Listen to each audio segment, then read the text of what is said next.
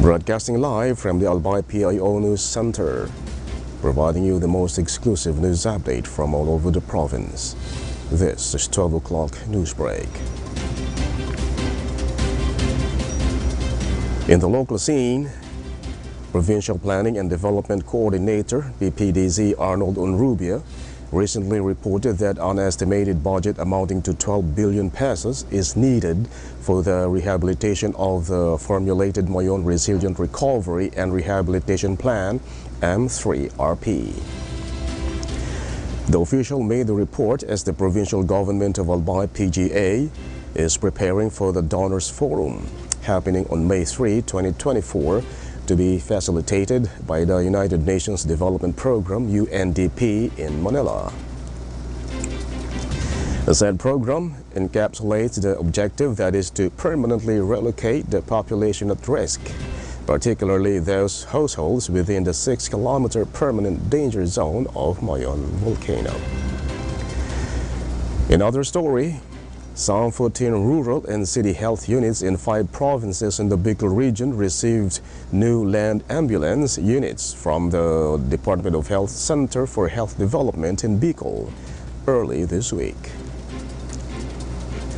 In a media release on Wednesday, DOH5 said the ambulances would help local government units provide faster and more efficient health services through complete and appropriate medical transportation and equipment.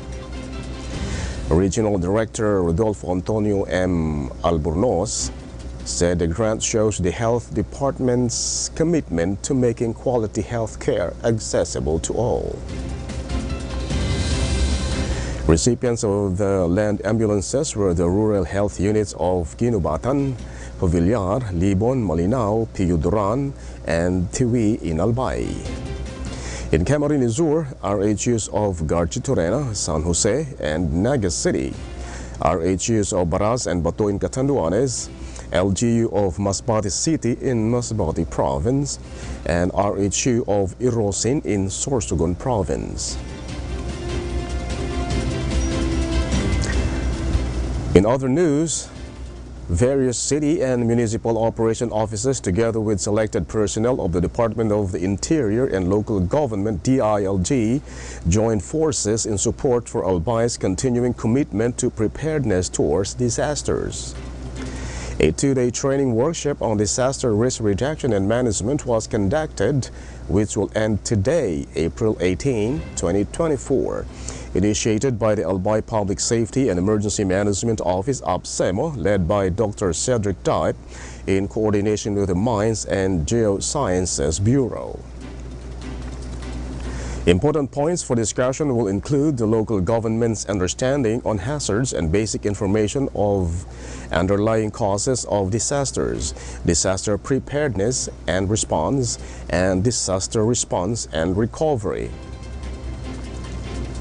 This especially covers strategic contingency planning of the LGUs as part of its preparation, and the activity particularly targets the local government units' continuous in-depth study on the nature and effects of natural hazards that threatens the province and causes damage to lives and properties. Furthermore, the activity will also include the presentation of Albay's major framework in disaster preparedness and mitigation.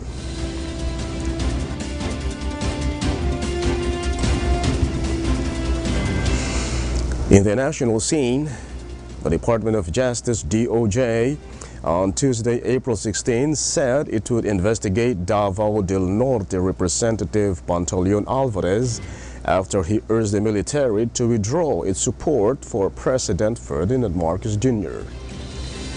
Over the weekend, Alvarez urged the Armed Forces of the Philippines to withdraw its support for Marcos to force him to step down. Meanwhile, the Department of National Defense said the AFP remained committed to upholding the Constitution under the leadership of the Commander-in-Chief, President Ferdinand Marcos Jr. DND Secretary Gilbert Teodoro said Alvarez's statement will not amount to anything but to a possible criminal investigation.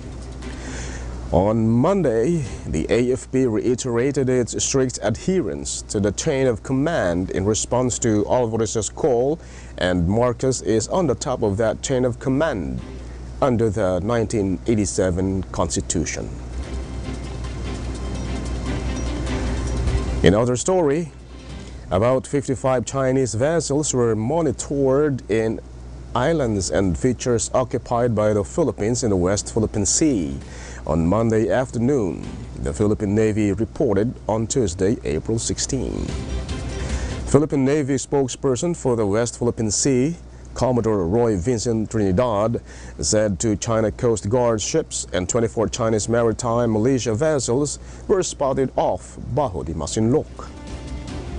One Chinese Coast Guard ship and 5 Chinese fishing vessels were also seen in Ayungin Shoal. Trinidad added that one CCG ship and 19 CMMVs were monitored near Pagasa Island, 2 CMMVs near Panata Island, and 1 People's Liberation Army Navy vessel near Lawak Island. Trinidad said the figure was higher than 45 Chinese vessels sighted in the West Philippine Sea on April 10. These include the islands of Lawak, Kota, Likas, Patag, Parola, Pag-asa, Panata, and the Rizal Reef. In other news, according to an official of the Department of Education, DepEd, the youth in the Philippines are caught in a silent pandemic of e-cigarette and vape use, a situation that the agency will not sit still about. DepEd Assistant Secretary Dexter Galvan on Wednesday, April 17, said they are collaborating with agencies like the Departments of Health, Trade and Industry, and Interior and Local Government for stronger implementation of regulations on vape use and wider awareness of the harms of vaping.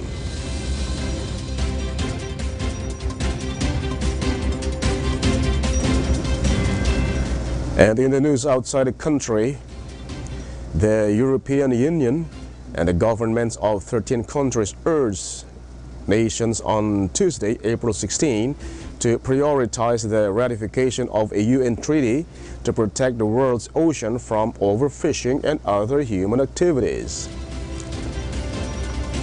The EU and the governments of Belgium, Bermuda, Chile, Costa Rica, Dominican Republic, France, Germany, Greece, South Korea, Nigeria, Palau, the Philippines, and the Seychelles committed that the High Seas Treaty swiftly secure the 60 ratifications needed to get into force at an Our Ocean conference held in Athens this week.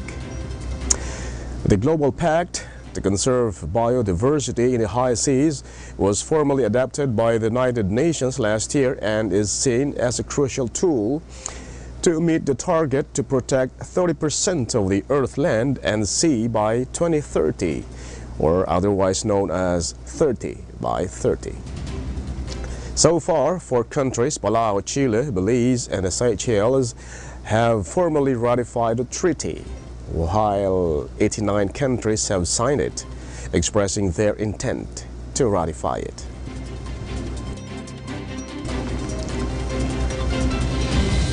In other story, authorities and communities across the United Arab Emirates were clearing debris on Wednesday, April 17, after a torrential downpour killed at least 1 person and caused damage to homes and businesses.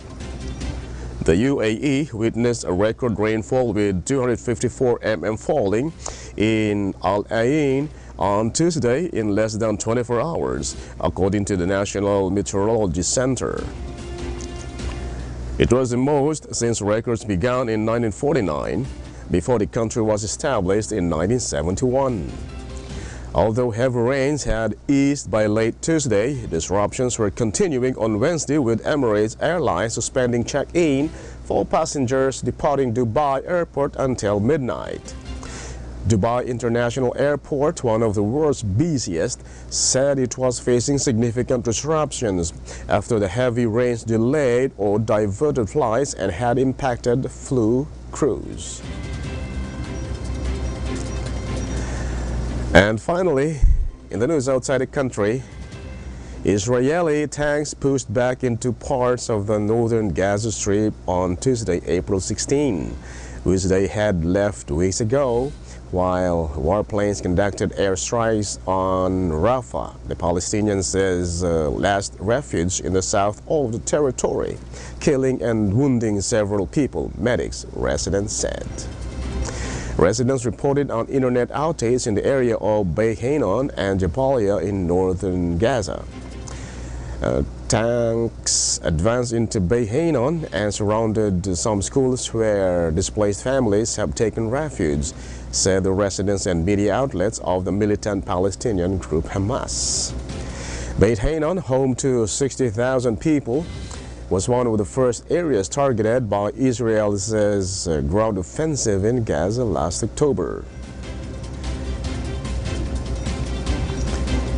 Heavy bombardment turned most of Beit Hanun, once known as the basket of fruit, because of its orchards, into a ghost town comprising piles of rubble.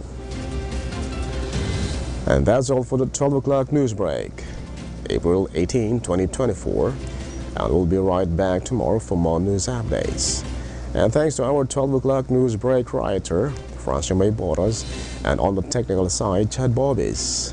And of course to our Provincial Information Officer, Attorney Mary Luduca Castillo, and under the supervision of our Governor, Attorney Edsel Grex Lagman. I am Greg Hallare. Thank you for subscribing.